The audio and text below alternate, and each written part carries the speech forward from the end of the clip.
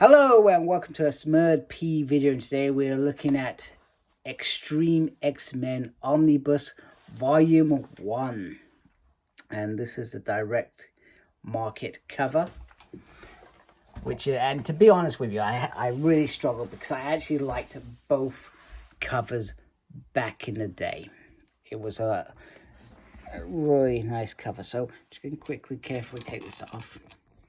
That's not a good start, just to show you this. So there is the Omnibus, X-Treme X-Men, Claremont, Larroca, and then you got Rogue on the side with a number 1 next to him. Now this has 33 issues in total.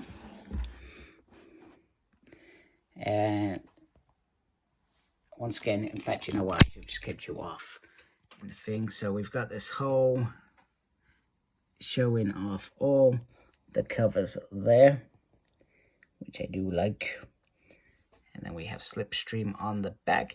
Now it's weird that Slipstream's on the back, because I'll be honest with you, Slipstream, aka Cameron, didn't last very long in the X-Men. Neither did his sister Heather, who are known as Lifeguard, and I was quite fond of them both. But I don't know whether it was challenges from everywhere else, but Claremont built a really good solid team to begin on here, and then all of a sudden it was taken away from him. So what's this collect? Uncanny X-Men 389 and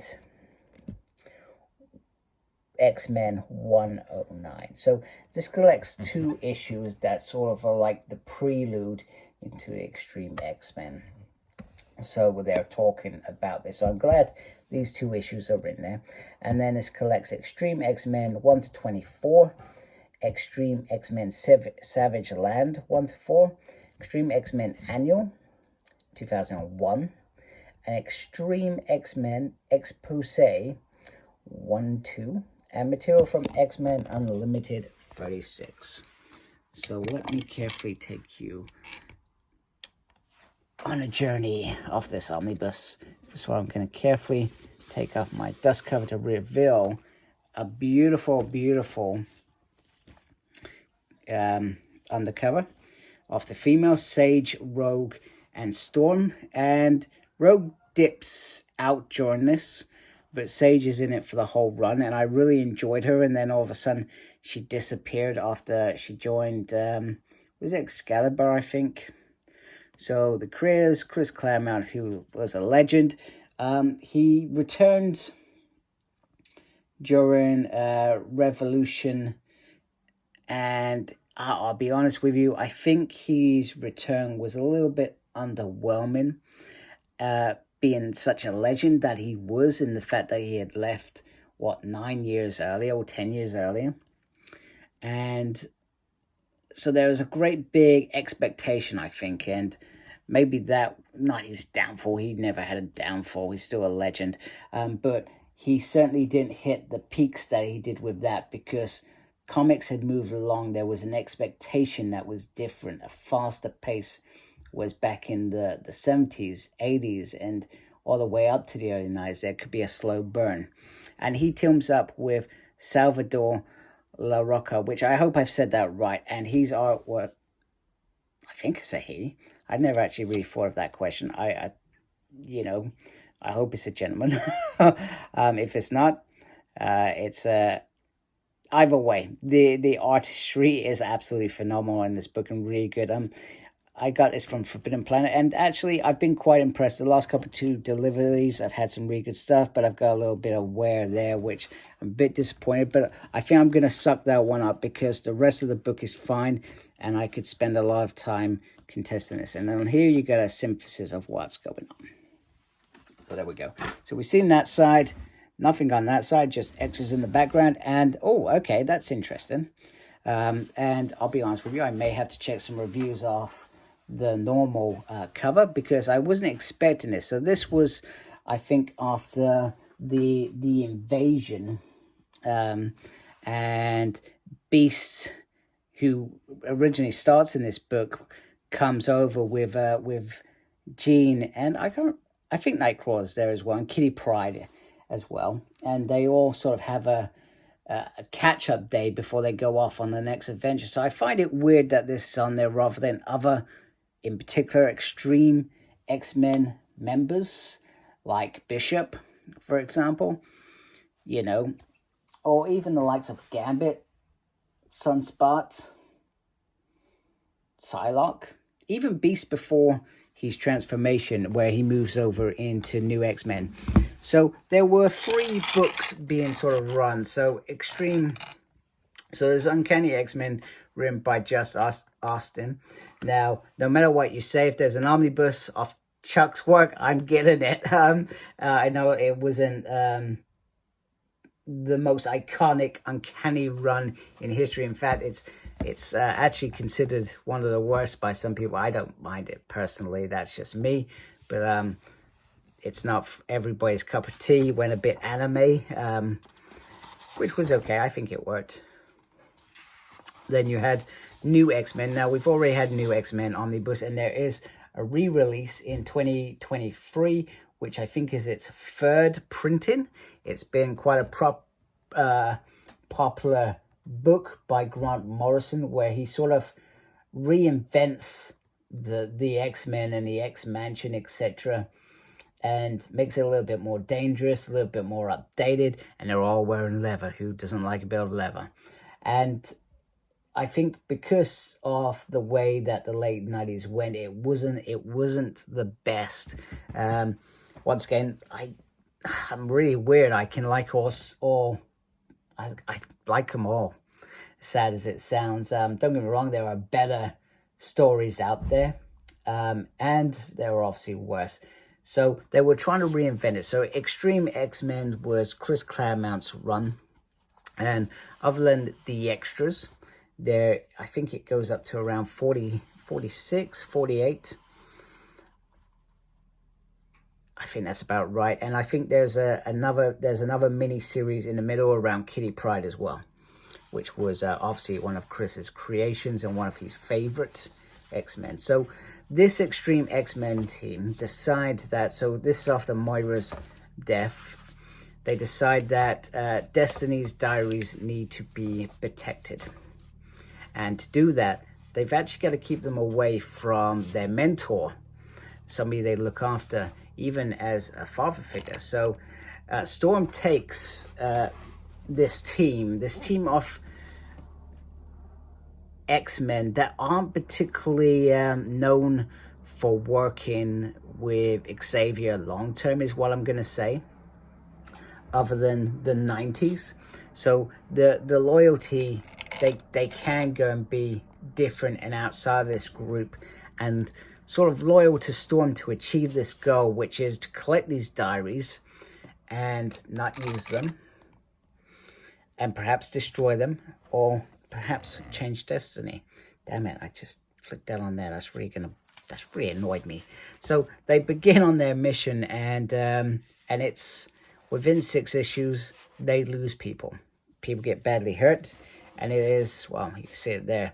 There is our first death, which is spoiler, Psylocke, and then Vargas is sort of in the background, though. Vargas has his own agenda, and there is a moment where potentially Rogue can kill him. So he doesn't like that, and he wants to prevent that future.